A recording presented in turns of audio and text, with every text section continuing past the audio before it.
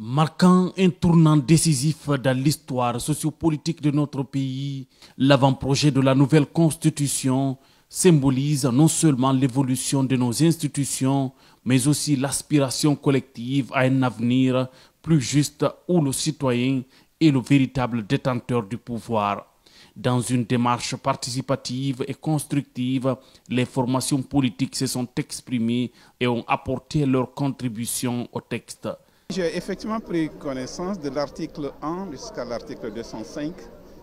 Il y a beaucoup d'innovations, mais il y a aussi des préoccupations, des interrogations sur certaines structures qui ont été annoncées et sur certaines dispositions aussi. Donc, ce que nous sommes en train de voir ensemble, le problème, ce n'est pas faire une loi contre Pierre ou Paul, c'est faire une loi qui soit acceptable par le peuple de Guinée et que le peuple de Guinée y trouve son intérêt. Je prends par exemple l'article visant la jeunesse. Il est indiqué que l'État a le devoir et l'obligation de protéger les jeunes. Mais il faut ressortir que les jeunes ne sont pas des personnes vulnérables. Selon le RGPH 3, nous représentons plus de 70% de la population. Donc nous constituons une force motrice de la nation. Et à cet effet, il faudrait que cette disposition-là soit améliorée au-delà de la protection. Il faut aussi faire participer les jeunes, mais aussi les promouvoir dans la vie de la nation. Cette mobilisation massive des acteurs politiques en dehors de Conakry démontre le sens des responsabilités qui animent les uns et les autres à refonder la Guinée afin d'éviter les erreurs du passé, mais encore faire du pays un havre de paix.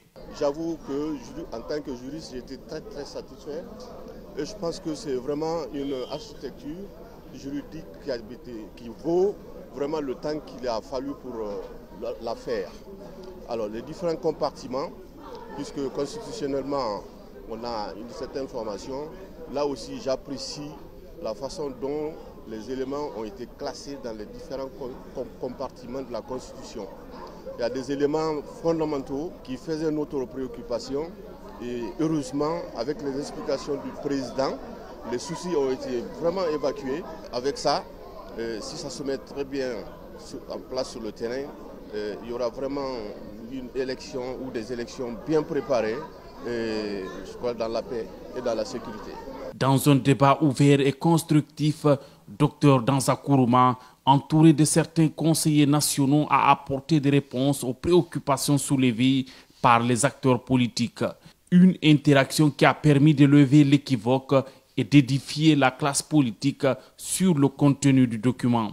Les grands enseignements tirés de ce débat, c'est pour dire que tant qu'on n'a pas eu un dialogue entre le constituant et les acteurs, il ne faut pas avoir d'idées préconçues. Parce que la méconnaissance de l'esprit du texte constitutionnel peut amener à des interprétations erronées et des accusations fortuites. C'est pourquoi il est extrêmement important de se ressaisir quand on n'a pas discuté avec l'Assemblée, ceux qui ont conçu la loi. Il faut donner l'occasion de poser des questions pour comprendre qu'est-ce qu'il veut dire à travers cette disposition. Les 2 jours nous ont permis de décortiquer le sens, l'esprit et la portée de chaque disposition de la Constitution. L'autre élément d'enseignement qui est important pour moi, quelle que soit notre connaissance de ce texte-là, ceux qui écoutent pour la première fois, ont des choses à contribuer. Parfois, que vous qui avez rédigé le texte, que vous n'avez pas l'état d'esprit à comprendre ça. C'est pourquoi nous avons noté toutes les contributions. Certaines étaient difficiles à répondre, mais nous avons répondu.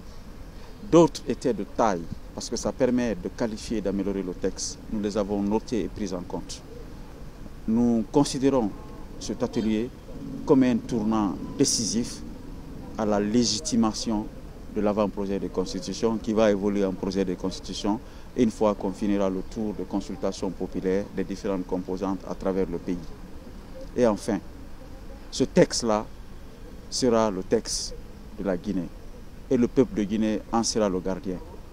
Mais l'essentiel des contributions faites, il y a une dizaine de contributions dans cette salle qui vont être intégrées dans la Constitution, dans son corps et dans son esprit. Et ça permettra d'avancer les choses. Mais la grande victoire pour tout le monde, c'est qu'ils ont eu l'opportunité de comprendre la Constitution plus que ceux qui n'ont pas eu cette occasion.